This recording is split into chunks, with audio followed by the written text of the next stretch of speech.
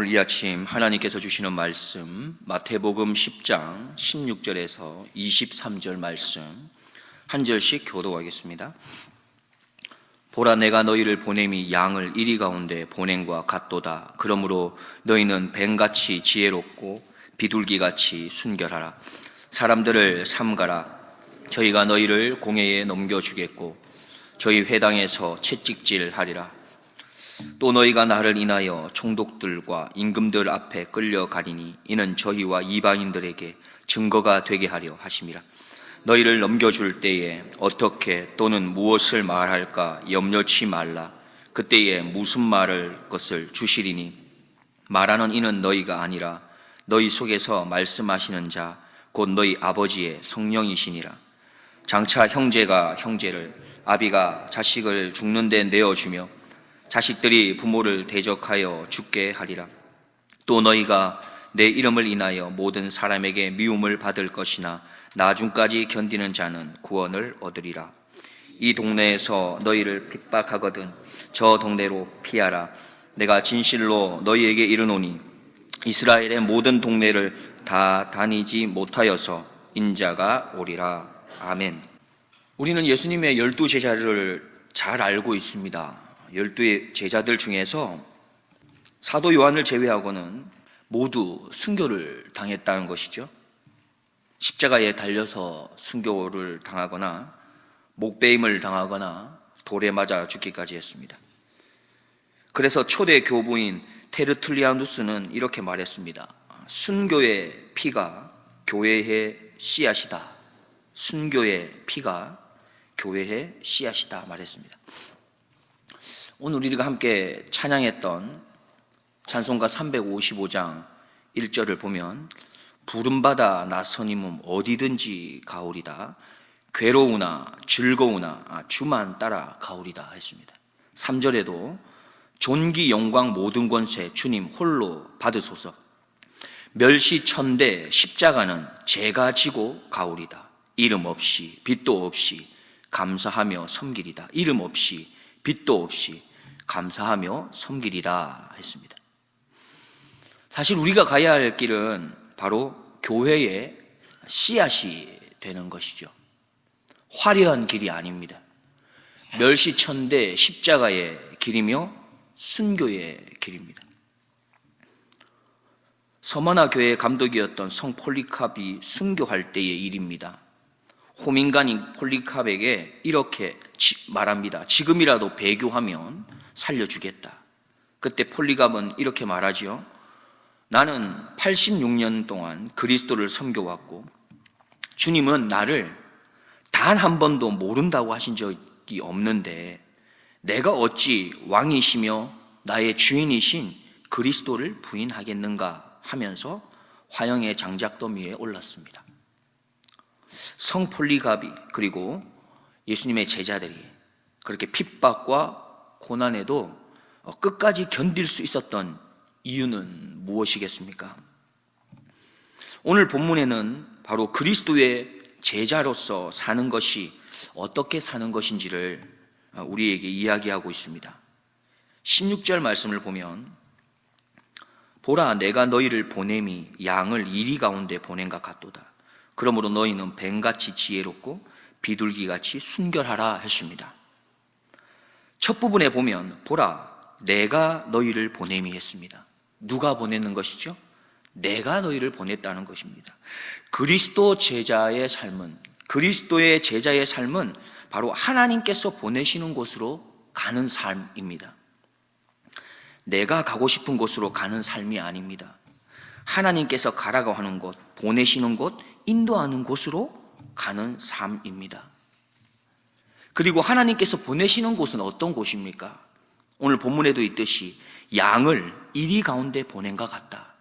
양을 이리 가운데 보낸과 같이 그리스도의 제자들을 세상으로 보내시는데 편한 곳이 아니라는 것입니다. 불편한 곳입니다. 힘들고 어렵고 시련과 고통과 아픔이 있는 곳으로 보내십니다. 어떤 어려움들입니까? 본문에서 우리가 몇 가지 살펴볼 수 있겠습니다. 17절 말씀, 사람들을 삼가라. 저희가 너희를 공회에 넘겨주겠고 저희 회당에서 채찍질하리라. 우리가 살아가는 걸음은 채찍질 당하는 그 삶을 살 거라는 것입니다. 18절 말씀에 또 너희가 나를 인하여 총독들과 임금들 앞에 끌려가리니 했습니다. 우리의 삶이 끌려가는 삶이 될 거라는 것이죠. 21절에 장차 형제가 형제를, 아비가 자식을 죽는 데 내어주며 자식들이 부모를 대적하여 죽게 하리라. 가족 간에도 죽일 수 있는 그 길을 우리가 걷게 된다는 겁니다. 22절입니다. 또 너희가 내 이름을 인하여 모든 사람에게 미움을 받을 것이니. 우리가 아무리 좋은 것을 주고 아무리 큰 사랑을 선포해도 우리에게 다가오는 게 뭐라는 것입니까? 큰 미움을 맛보게 될 거라는 겁니다. 어떻게 보면 어처구니 없는 일을 우리가 당하게 된다는 겁니다. 그 길이 하나님이 보내신 그 곳이고 그리스도의 제자가 걸어가는 길이라 말씀합니다. 그러면 왜 하늘 아버지께서, 우리의 그 좋으신 하늘 아버지께서 그의 자녀들인 양들을, 우리들을 이 가운데로 보내시는 것입니까? 죽음의 고통이 도사리고 있는 그런 세상 가운데로 보내시는 이유가 도대체 무엇이겠습니까? 18절 말씀을 보면 또 너희가 나를 인하여 총독들과 임금들 앞에 끌려가리니 이는 저희와 이방인들에게 증거가 되게 하려 하심이라 말씀하십니다. 그렇습니다. 우리들을 통해서 이방인들에게 증거가 되게 하기 위함이다 말씀합니다. 어떤 증거를 말씀하지요? 복음의 증거입니다. 복음이 어떠한 것인지 보여주기 위함이지요. 그들에게 드러내기 위함입니다. 예수님께서 친히 우리들에게 찾아오셔서 나타내시고 보여주셨던 그 복음을 이방인들에게도 보여주시기를 원하는 것입니다. 누구를 통해서입니까? 바로 그리스도의 제자들을 통해서 그 증거를 보여주시기 위함입니다. 지금도 하늘 아버지께서는 그리스도의 제자인 바로 우리들을 통해서 이 세상에 복음의 증거를 보여주기를 원하고 계십니다. 예수님을 나의 삶의 주인으로 모신 바로 그 증거를 보여주기를 원하고 계십니다. 하나님의 나라를 상속받은 그렇게 하나님의 나라의 백성으로서의 증거된 삶을 보여주기를 원합니다.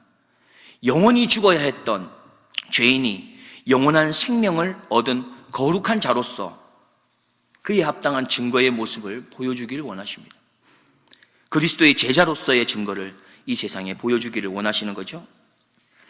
그래서 우리는 내가 원하는 길, 내가 원하는 곳에서 살지 아니하고 하나님이 보내는 곳에서 살아가는 겁니다. 그곳이 힘들어도 좀 불편해도 그곳에서 끌려감을 당하고 채찍질을 당하며 미움을 받고 심지어 죽음의 위기가 도사리고 있어도 하나님께서 보내신 그곳에서 살아가는 겁니다. 그렇게 살아가는 모습을 통해 우리는 예수님의 제자로서의 증거를 나타낼 수 있기 때문에 그런 겁니다. 다른 이유가 아닙니다. 예수님의 제자로서의 그 증거를 나타낼 수 있기 때문에 그렇게 사는 것이죠. 어떻습니까? 우리는 그리스도의 제자이십니까? 그렇다면 우리는 하나님께서 보내시는 바로 그곳으로 가서 살아가고 있습니까? 아골골짝 빈들에도 복음 들고 가십니까? 존귀, 영광, 모든 권세는 주님 홀로 받으소서 하고 멸시천대 십자가는 제가 지고 가겠습니다 하십니까? 사실 우리의 마음은 그리스도의 진정한 제자로서 증거하는 삶 살기를 원하지 않습니까? 우리의 마음에서는 주님의 제자처럼, 주님의 자녀처럼 좀 그렇게 증거의 삶을 살기를 원합니다. 그런데 우리의 의지를 보면, 우리의 결단을 보면 얼마나 연약한지 우리가 알게 됩니다. 그래서 그리스도의 제자의 삶을 살지 않겠다라는 것은 아니지만 피하고 싶은 것이죠. 가능하면 피하고 싶은 겁니다. 가능하면 전방이 아니라 후방에서 그저 열심히 후원하며 돕겠다는 것이 우리들의 모습입니다. 그래서 우리에게 필요한 것들이 있습니다. 날마다 준비해야 하는 것이 있는 것이죠. 바로 그 준비를 통해서, 훈련을 통해서 우리의 신앙은 성숙되기도 하고 성장하기도 하는 것입니다. 오늘 본문에서는 3가지 준비할 것을 말씀합니다. 첫 번째는 바로 그리스도의 제자는 지혜를 준비해야 합니다. 그런 지혜를 준비하는 자에게는 염려할 것이 없게 됩니다. 우리가 16절 말씀을 살펴봤는데 거기 보면 보라 내가 너희를 보냄이 양을 이리 가운데 보낸가 같도다. 그러므로 너희는 뱀같이 지혜롭고 했습니다. 이 뱀같이 지혜롭다는 것이 무슨 뜻이겠습니까? 이 뜻을 성경에서 좀 찾아보면 창세기 3장 1절에서 여호와 하나님이 지으신 들짐승 중에 뱀이 가장 간교하더라 라는 표현이 있습니다. 마태복음에서 뱀같이 지혜롭고 라고 할 때 이 헬라어 단어가 프로니모스인데 창세기에 나오는 헬라어판인 70인역에서 나오는 뱀이 가장 간교하더라 라는 할 때 이 표현이 바로 동일한 단어로 사용되는 겁니다. 우리말로는 이 단어를 간교하다라고 번역했지만 히브리 말에는 간교한 것과 지혜로운 것이 한 단어입니다. 지혜라고 하는 것이 결국 양면성을 가지고 있는 것이죠. 우리가 이 땅을 살아가면서 힘들고 애쓰면서 노력해야 할 것이 있는데 바로 지혜를 구하는 겁니다. 그리고 최고의 지혜가 있습니다. 바로 그 최고의 지혜는 성령님을 구하는 겁니다. 진정한 지혜는 성령님께 모든 것을 맡기는 게 진정한 지혜입니다. 그분의 인도하심을 100% 신뢰하는 것, 그리고 아무것도 염려하지 않는 것, 이것이 진정한 지혜입니다. 성령님을 구하는 것이 지혜입니다. 그분의 도우심을 구하고 믿고 아무것도 염려하지 마십시오. 이것이 참 지혜인 것이죠. 제자들을 한번 생각해 보십시오. 그들은 예수님을 배신하고 저주하기까지 했던 실패자들이었습니다. 그러나 그들에게 지혜가 임했습니다. 성령이 그들에게 임했습니다. 그러자 어떠한 일이 일어났습니까? 수천 명의 사람들 앞에서도 당당하게 하나님의 말씀을 선포하지 않습니까? 더 나아가서 죽으면 죽으리라라는 그 순교의 걸음을 걸어가게 된 것입니다. 오늘 본문 19절 20절에서도 말씀합니다.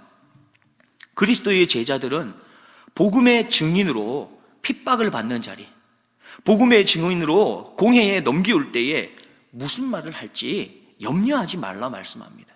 왜냐하면 우리가 간구하는 성령님께서 내 안에 무슨 말을 할지 알려주시기 때문이죠.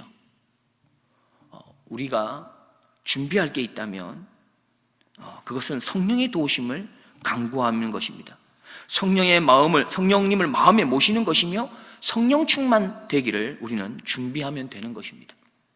그것이 진정한 지혜입니다. 두 번째로 그리스도의 제자가 준비할 것은 바로 순결을 지키는 겁니다. 우리는 이미 예수 그리스도 안에서 거룩한 자가 됐습니다. 우리가 거룩을 노력해서 얻었다기보다는 주님이 우리에게 주신 것이죠. 거룩한 자로 그렇게 우리에게 선물로 주신 겁니다. 그리고 우리는 이 거룩함, 이 순결함을 유지해야 할 필요가 있습니다. 그것이 바로 세상에서 그리스도의 제자가 살아가야 할 모습이기 때문입니다. 또 그것이 바로 그리스도의 제자의 힘이 되기 때문에 그렇죠.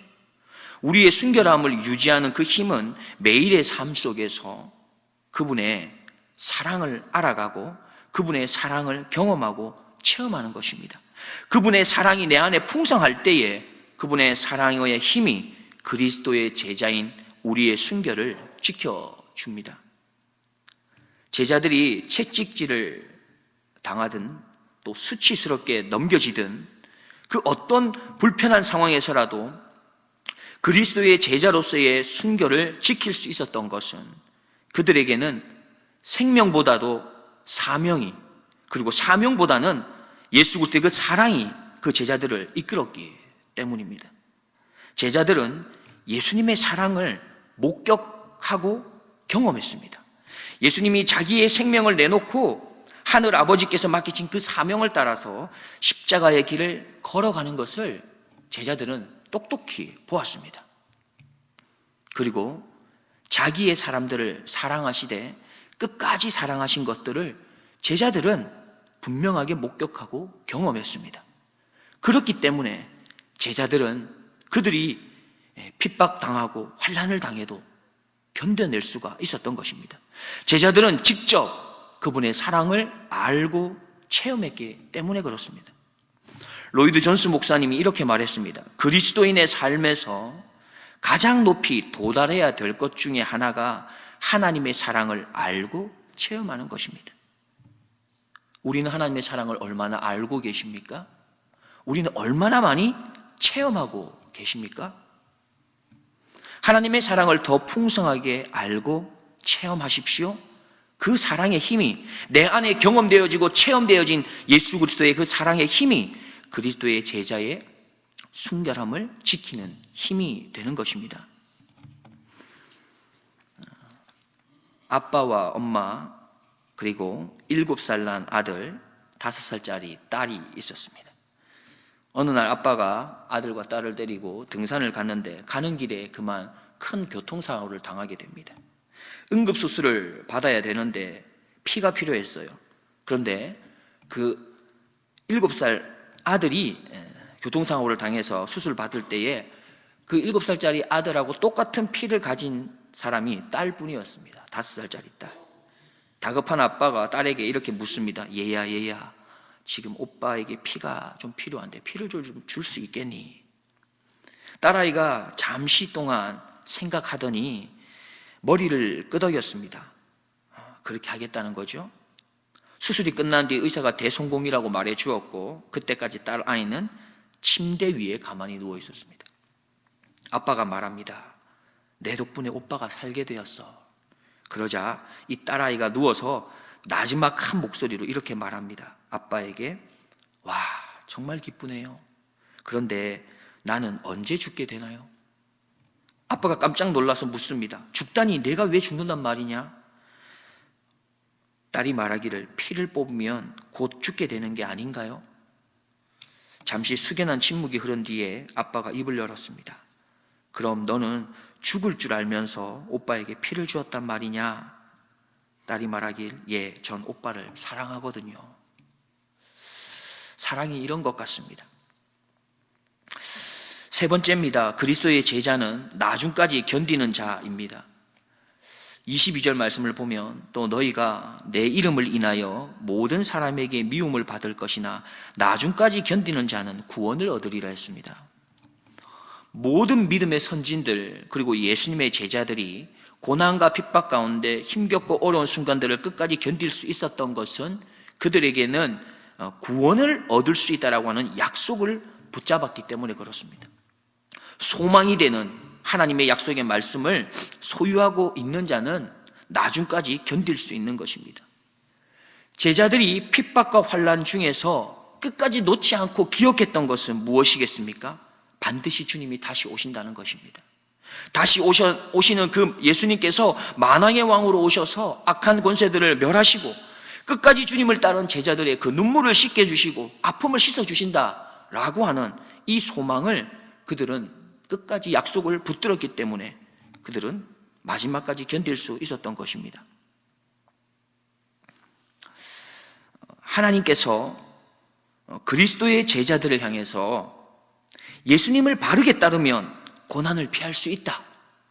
예수님을 바르게 따르면 안정된 삶을 살 수 있다. 라고 약속하시지 않았다는 것입니다. 하나님께서 그리스도의 제자에게 약속하신 것은 내가 끝까지 사랑으로 함께 너희들과 하겠다. 약속하셨을 뿐인 것입니다. 기도하겠습니다. 하나님 아버지, 오늘도 저희들에게 새로운 날을 허락하시고 하나님 앞에 나와 말씀으로 하루를 시작하게 하신 은혜를 감사합니다. 하나님, 그렇습니다. 우리가 가야 할 길은 십자가의 길인 것을 우리가 잊지 않게 해 주십시오.